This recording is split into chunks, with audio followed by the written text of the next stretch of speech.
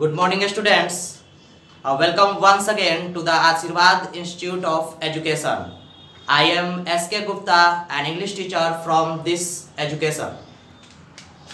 institute. In the previous classes of English, we discussed some basic rules of a or an. Now I am here with some more usage of a or an. Part 1 has already been discussed in the previous classes. I hope you would have grasped the concept. Now let's focus some more usage of a or an. In the sense of पर मतलब क्या होता है students? प्रति। जैसे हम लोग बोलते हैं चावल 10 रुपये प्रति किलोग्राम बिकता है, गेहूं 20 रुपये प्रति किलोग्राम बिकता है, rice is sold 20 rupees a kilogram. That means प्रति के भाव में, इन द सेंस ऑफ पर। मैं एक एग्जांपल ले लूँ यहाँ पर, आई can run 12 kilometres an our. इसका मीनिंग क्या हुआ स्टूडेंट्स? एन का मीनिंग यहाँ पर का दे रहा है। क्या का दे रहा है? पर का दे रहा है। मैं दौड़ सकता हूँ 12 किलोमीटर प्रति घंटा की रफ्तार से। दैट मीन्स यहाँ पर आवर के जगह पर हम लोग ए और एन का यूज कर सकते हैं। अगर हम लोग को पर नहीं लिखना है तो वहाँ पर क्या लिख सकते हैं? ए और एन हम लोग पुट कर सकते हैं। यहाँ पर हम लोगों ने अ नहीं लिखा क्योंकि ये वॉवेल साउंड से स्टार्ट हो रहा है, आवर, इसलिए यहाँ पर हमने एन का यूज किया। That means I can run 12 kilometres an hour. Let's come to the next point, exclamatory sentence. Exclamatory sentence किस प्रकार के सेंटेंस होते हैं? Those type of sentences which expresses some sudden feeling, emotion, strong feeling of happiness और sorrows. अचानक से जो मेरे अंदर भावना आता है, किसी व्यक्ति के अंदर जो भावना आता है, स्ट्रॉन्ग फीलिंग, जैसे या तो दुख का या तो खुशी का, तो वैसे फीलिंग जो है एक्सक्लामेटरी सेंटेंस में आते हैं। और आप जो है लास्ट में जो एक्सक्लामेशन मार्क देख रहे हैं, उससे भी आपको पता चल रहा होगा कि ये एक्सक्लामेटरी सेंटेंस है। तो एक्सक्लामेटरी सेंटेंस में हम लोग ए का प्रयोग कर सकते हैं और एन का भी प्रयोग कर सकते हैं। जैसे हम लोग बोलते हैं what an intelligent girl, what an intelligent girl, तो यहाँ पर कितनी सुंदर लड़की। तो यहाँ पर जो है व्हाट अ ग्रैंड पार्टी, कितना भव्य party, what a grand function. तो ये सब जो अ और एन का जो यूज हो रहा है यहाँ पर एक्सक्लामेटरी सेंटेंस में हम लोग करते हैं। यहाँ पर आप लोग देख रहे हो कि अ का यूज हमने पार्टी के पहले क्यों नहीं किया? आप लोग कह सकते हैं कि यहाँ पर भी तो ए का यूज हो सकता था। क्यों? क्योंकि ये जो है नाउन है। हमने क्या बताया था पिछले क्लास में कि नाउन के पहले हम लोग ए और एन का यूज करते हैं। तो अब आप लोग सोच रहे होंगे कि यहाँ पर तो पार्टी नाउन है, तो हमने यहाँ पर क्यों नहीं ए का प्रयोग किया, ग्रैंड के पहले किया? तो मैं आपको एक और बात क्लियर कर दूं। जैसे एक सिंपल सा सेंटेंस में अगर यहाँ पर लूँ, he is a good boy, ये तो बहुत सिंपल सेंटेंस है, आप लोग बोलते भी होंगे। ये बहुत मैंने सिंपल सेंटेंस इसलिए लिया है ताकि आपके दिमाग में ये बातें जा सके, ताकि आपके दिमाग में बातें ये जा सके। तो यहाँ पर देख रहे हैं, यहाँ पर बॉय क्या है बताइए? नाउन है। बॉय क्या है? नाउन है आपका। ये क्या है बताइए आप लोग? एडजेक्टिव है। क्यों एडजेक्टिव हुआ? क्योंकि बॉय को क्वालिफाई कर रहा है। लड़का कैसा है? तो लड़का अच्छा है, तो एडजेक्टिव ऑफ क्वालिटी हुआ। बॉय के क्वालिटी के बारे में ये क्या कर रहा है? क्वालिफाई कर रहा है। तो जो भी नाउन को क्वालिफाई करता है वो क्या होता है? एडजेक्टिव होता है। तो मैं एक बात बता दूं, नाउन के पहले अगर एडजेक्टिव आए तो ए और एन का जो जगह हो जाएगा एडजेक्टिव के पहले हो जाएगा। कहाँ हो जाएगा? एडजेक्टिव के पहले। जैसे मैं यहाँ पर एडजेक्टिव दिया हूँ, तो ये नाउन का, ये जो है नाउन के पहले है, तो एडजेक्टिव का स्थान कहाँ हो जाएगा? बगल में है, तो ये ए का स्थान कहाँ हो जाएगा? एडजेक्टिव के पहले हो जाएगा। समझ रहे हैं बातों को? देखिए यहाँ पर ये नाउन था, ये एडजेक्टिव था, तो यहाँ पर मैंने ए लिख दिया। यहाँ पर अ बॉय नहीं लिखकर अ गुड बॉय लिखा। तो सिंपल सा बात है, नाउन के पहले एडजेक्टिव है तो ए और एन का स्थान एडजेक्टिव के पहले हो जाएगा।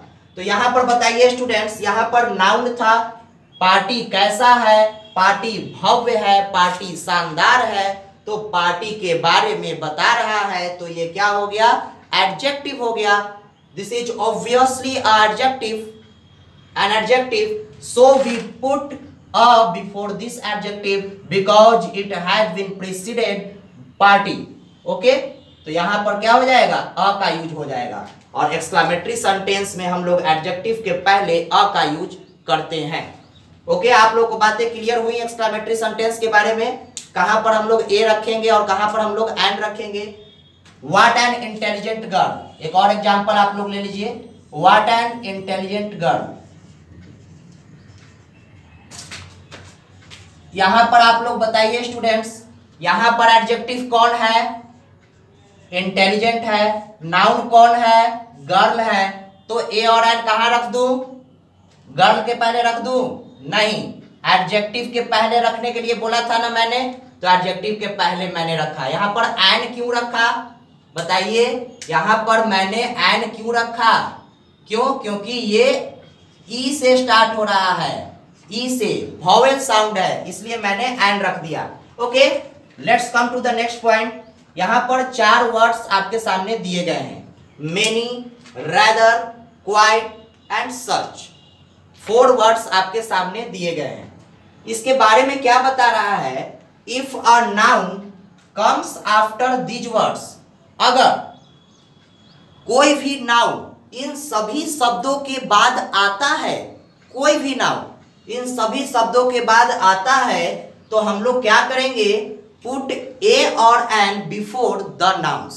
हम लोग ए और एन का यूज नाउन के पहले करेंगे। शायद आप लोग को क्लियर नहीं हुई होगी, तो मैं एग्जाम्पल से आप लोग को क्लियर कर देता हूं। यहां पर एग्जाम्पल देखिए, ये आपका वर्ड दिखाई दिया मेनी, इसके बाद क्या आया, नाउन आया, आया ना नाउन, मैन क्या है, नाउन है, तो मैंने क्या बताया, अगर नाउन आएगा तो उसके पहले आप उसके पहले आप क्या यूज कर दीजिएगा, ए और एन का यूज कर दीजिएगा। तो मैंने यहां पर ए का यूज कर दिया। अगर यहां पर ए नहीं रहता तो एरर हो जाता। ओके, एक और एग्जांपल नीचे दिया हुआ है, आप इसमें भी आप गौर कर सकते हैं। यहां पर देखिए वर्ड दिखाई दिया क्वाइट, और ये जो है आपका दिखाई दिया नाउन,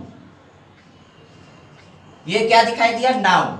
तो अब आप बोलिएगा सर नाउन तो बाद में आया, सर नाउन बगल में क्या आया, लेकिन आप इससे पहले जो रूल बताया था मैंने, उसमें क्या बताया था कि नाउन के पहले एडजेक्टिव होगा, क्योंकि एडजेक्टिव ही तो साथ में आ रहा है, तो नाउन ऑटोमेटिकली क्या हो जाएगा, एडजेक्टिव के बाद हो जाएगा। क्यों, क्योंकि नाउन को क्वालिफाई करेगा एडजेक्टिव, और जो क्वालिफाई करते हैं वो उसके पहले होते हैं, इसलिए मैंने यहां पर एडजेक्टिव लिखा है। अब बताइए, ऐसे भी आप पिछला रूल से अगर जाएं तो आपको यहाँ पर ए और एन का यूज हो जाएगा। पिछला रूल से अगर जाएं, देखिए यहाँ पर नाउन, एडजेक्टिव और ए और एन का यूज हुआ है, तो उसी तरह से यहाँ पर भी ए और एन का यूज हुआ है। क्यों हुआ है, इस कारण से भी, और क्वाइट के बाद आपका नाउन भी आया है, नाउन आया है ना आगे, तो क्वाइट के बाद आप ए और एन का यूज कर दीजिएगा। ओके, जैसे हम बोलते हैं, you are such a man who always commits mistake, you are such a man who always commits mistake. तो सच अ मैन मैंने यूज किया, क्यों किया, क्योंकि मैन क्या है, मैन क्या है, नाउन है, तो सच के बाद जो है, जब भी नाउन आए तो उस नाउन के पहले हम लोग ए और एन का यूज कर देंगे, इसलिए तो मैंने बोला you are such a man who always commits mistake. Okay, अब नेक्स्ट सेंटेंस में हम लोग चलते हैं। Let's come to the next point, proper noun.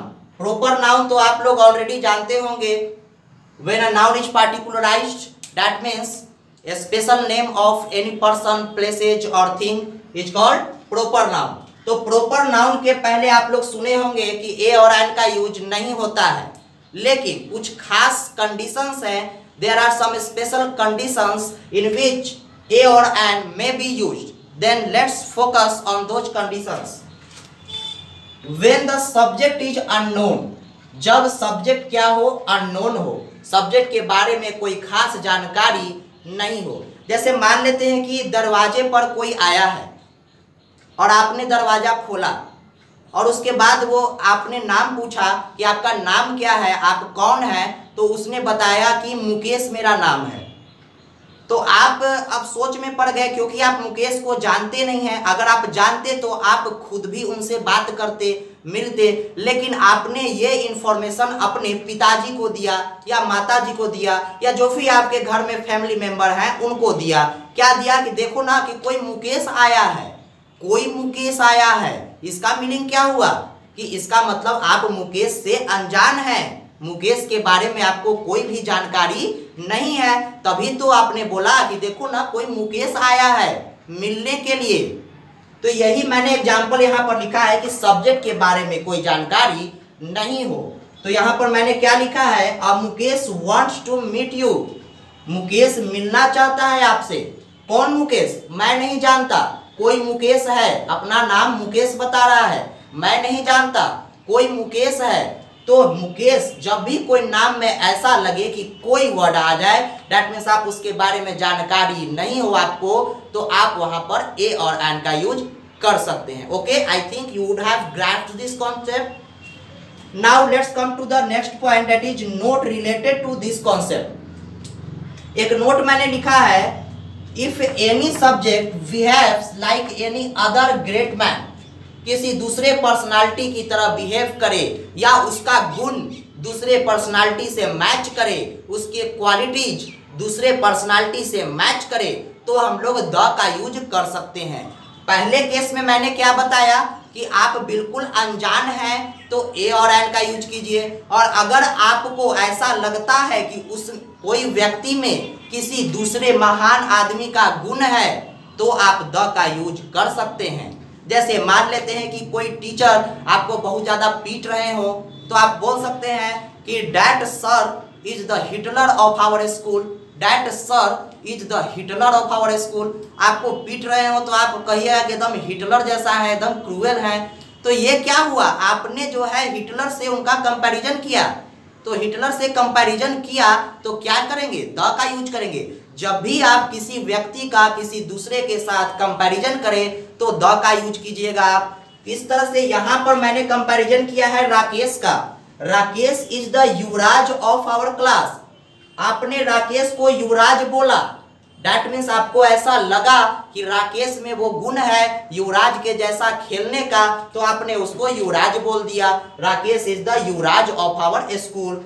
क्यों? क्योंकि राकेश को आप अलग नाम दे रहे हैं, किसी दूसरे व्यक्ति का नाम दे रहे हैं उसके गुण को देखकर, इसलिए द का यूज किए। और यही राकेश आपके लिए अनजान रहता तो आप क्या बोलते, और राकेश बोलते।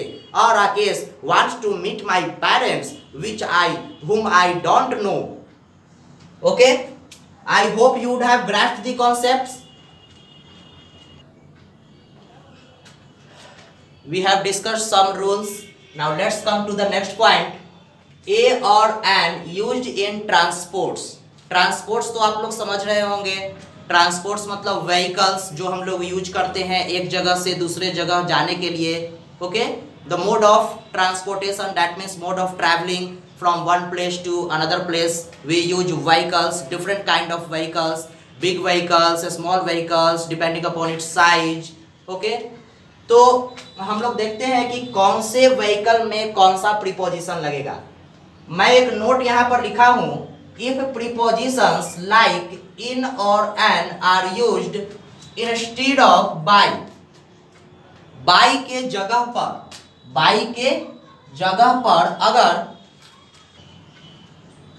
Instead of by we put a और एन, इसका मीनिंग क्या हुआ कि अगर बाई के जगह पर इन या ऑन आ गया तो हम लोग क्या लगाएंगे, ए और एन लगाएंगे। मैं समझता हूं आप लोगों को बातें क्लियर नहीं हो रही होंगी, कोई बात नहीं, मैं एक एग्जाम्पल लेता हूं। पहले मैं ओरली आपको कुछ डिस्कस करता हूं। जैसे मान लीजिए कि आप कार से आ रहे हैं तो बाई कार बोलेंगे। क्या बोलेंगे, by car. I am coming by car.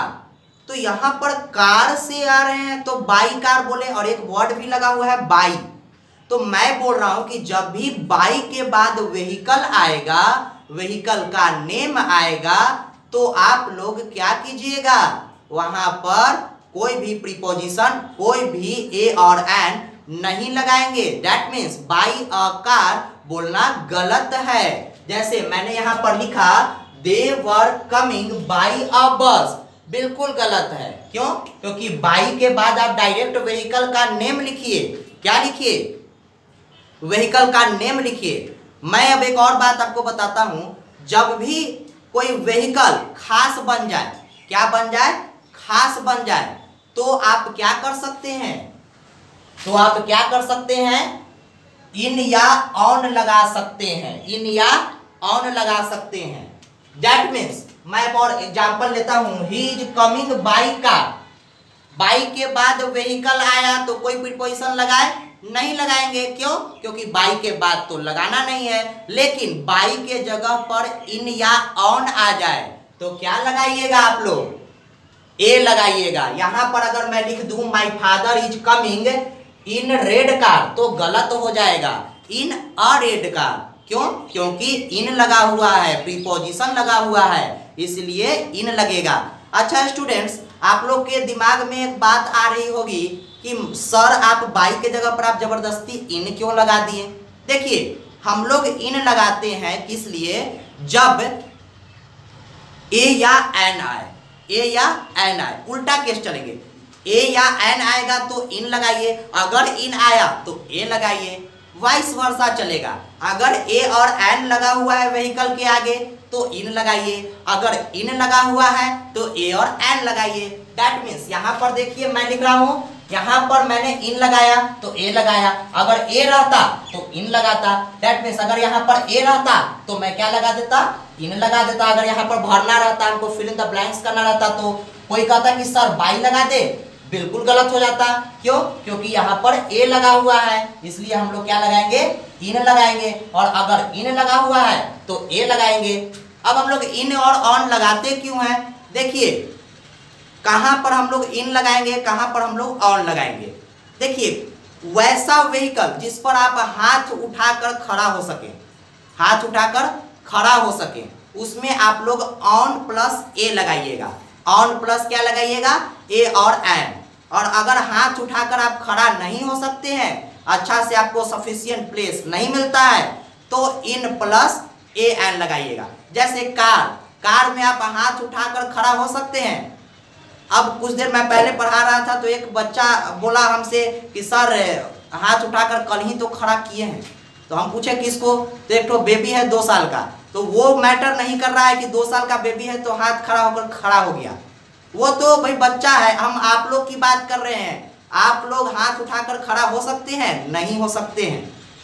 क्यों? क्योंकि आप लोग का उसका जगह ही नहीं मिलेगा उतना, इसलिए आप क्या यूज कीजिएगा? इन का यूज कीजिएगा। लेकिन बस में तो मार धार भी कर सकते हैं, हीरो मार धार भी करता है फिल्म में, तो बस में तो खड़ा होने के साथ साथ आप दौड़ भी सकते हैं, ट्रेन में दौड़ भी सकते हैं। तो वो सब जो बड़े व्हीकल हुए जिस पर आप आसानी से खड़े हो जाएं, वैसे व्हीकल के आगे ऑन प्लस ए एन लगाते हैं। और अगर ऐसा नहीं हुआ तो इन प्लस ए एन लगाएंगे। जैसे कार तो इन प्लस ए, बस तो ऑन प्लस ए। लेकिन यहां पर ए बस नहीं, ए बस लिख दिया गया है। क्यों? क्योंकि ऑन गायब है। क्या गायब है? ऑन गायब है। बाई लिख दिया तो मैं क्या बताया हूं? बाई के जगह पर इन या ऑन रहे तभी आप ए या एन लगाएंगे। Okay, I hope you would have got my point. Okay, let's come to the next point, some phrases. कुछ फ्रेजेज होते हैं जिसके आगे आप लोग ए लगाना पसंद करते हैं। पसंद क्या करते हैं? वो रूल होता है इसलिए लगाते हैं। चलिए, तो ए लार्ज नंबर ऑफ, बड़ी मात्रा में, बड़ी संख्या में, ए लार्ज नंबर ऑफ, तो ए लगाएंगे। कहीं पर भी आपका लिखा रहेगा लार्ज नंबर ऑफ तो आप उसके आगे ए लगा दीजिएगा अगर ए मिसिंग है। A great deal of, great deal of जहां पर भी रहे तो ए लगाइएगा। A good education, have a good education. That means I have a good education of English, and I know you want to learn and make you learn also. I am here to make you learn all the concepts of grammar so that you would have a good education of English. Okay, तो have a good education means अच्छा खासा education होना। तो have अगर मैं यहाँ से ए हटा दूं तो ये गलत हो जाएगा। क्यों? क्योंकि ये फ्रेज में है और हैव अ गुड एजुकेशन साथ साथ आता है। इन a fix, in a fix मतलब होता है मुसीबत में। जैसे I am in a fix, confusion में, मुसीबत में, कंफ्यूजन में। I am in a fix, मैं मुसीबत में हूं, मैं कंफ्यूजन में हूं। आई एम इन फिक्स बोलना गलत है। I am in a fix. इसके साथ एक और आ सकता है, आप लिख सकते हैं इन अ नटसेल। मैं यहां लिख दूं इन a nutshell. In a nutshell मतलब होता है ब्रीफ में। इन अ नटसेल मतलब होता है ब्रीफ में, कोई चीज शॉर्ट में। अगर आपको कहना रहे we have just written the rules in a nutshell, मैं केवल अभी ब्रीफ में ही रूल को लिखा हूं, अभी और आगे एक्सप्लेन करना बाकी है, अभी और मेरे पार्ट आने बाकी हैं, लेक्चर के और भी पार्ट हैं। अभी तो ये केवल मैंने अभी थोड़ा सा इन अ नटसेल मैंने डिस्कस किया है। We have discussed in a nutshell, okay, brief में। इन अ टेम्पर, इन अ हरी, ये सब कुछ आपके फ्रेज हैं जिसके साथ ए आते हैं। टेक अ बात, ये तो कॉमन है, आप लोग शुरू से जानते हैं। Take a bath, make a noise, tell a lie, a lot of. A lot of के बारे में थोड़ा सा मैं डिस्कस कर दूं। अगर आपको लॉट ऑफ दिया हुआ है तो ए आएगा, लेकिन लॉट्स ऑफ दे दे तो ए नहीं आएगा। क्यों? क्योंकि लॉट्स क्या हो गया? प्लुरल हो गया। और मैंने आपको एक बात बताया था कि सिंगुलर नाउन के पहले या सिंगुलर के पहले ही ए और एन लगाएंगे आप लोग। यहाँ पर तो लॉट्स हो गया, बहुत सारी लॉट्स, यहाँ पर भी प्लुरल है, लेकिन लॉट को हमने प्लुरल बना दिया, और जैसे ही प्लुरल बना देंगे तो यहाँ से ए गायब हो जाएगा। जैसे I have lots to do, I have lots of work to do, I have lots of work to do. मैं यहाँ पर एक सेंटेंस लिखूं, I have lots of work to do, तो यहाँ पर आपके क्या आ जाएंगे? यहाँ पर अगर ए कोई लगा देता है तो क्या हो जाएगा? गलत हो जाएगा। लेकिन यही मैं ऐसे लिख दूं, I have a lot of work to do, तब ये सही हो जाएगा। क्यों हो जाएगा स्टूडेंट्स? क्योंकि देखिए यहाँ पर लॉट था तो मैंने फ्रेज में लिखवाया है अ लॉट ऑफ रहे तो ये सही माना जाएगा। लेकिन यहाँ पर जैसे ही मैंने एस लगा दिया तो क्या हो जाएगा? गलत हो जाएगा। I hope you would have grasped these concepts. Okay, thank you.